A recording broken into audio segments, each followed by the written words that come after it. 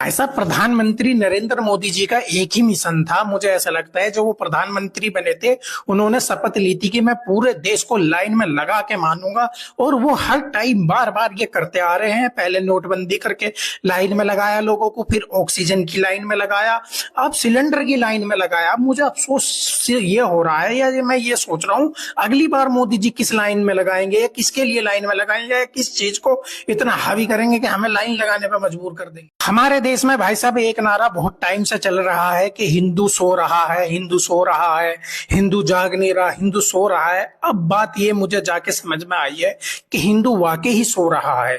हिंदू इस टाइम वाकई ही नहीं जागा हुआ, क्योंकि जिस दिन भी हिंदू जागेगा उस दिन मोदी जी से रोजगार की बात करेगा, शिक्षा की बात करेगा, चिकित्सा की बात करेगा, महंगाई की बात करेगा। इतनी महंगाई क्यों बढ़ रही है, इतनी महंगाई क्यों है, इतने तरह के टैक्सेस क्यों है।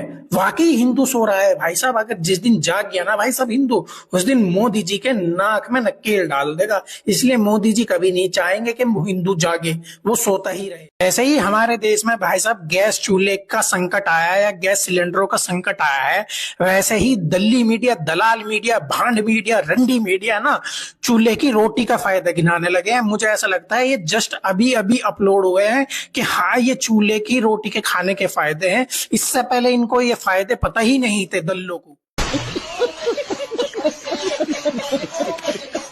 वो कौन लोग हैं जो हमारे देश में भाई साहब प्रधानमंत्री नरेंद्र मोदी जी को बदनाम करने के लिए ये कह रहे हैं हमारे देश में गैस की शॉर्टेज है, तेल की शॉर्टेज है। कहीं भी कुछ भी शॉर्टेज नहीं है भाई साहब।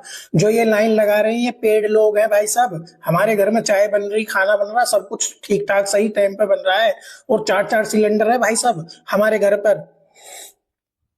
चाय भी मिल रही है भाई साहब, 4-4 सिलेंडर है, वो एक अलग बात है। सारे खाली हैं, बस एक अंतिम पड़ाव पे चल रहा है। बीजेपी के प्रवक्ता का कहना है भाई साहब एप्स्टीन फाइल में महात्मा गांधी जी का भी नाम है। मतलब जो शख्स एप्स्टीन था, जिसका नाम ये एप्स्टीन पड़ा या है, उसका जन्म 1953 में हुआ था, और कहा जाता है कि ये सबसे ज्यादा पढ़ा लिखा शख्स है बीजेपी में।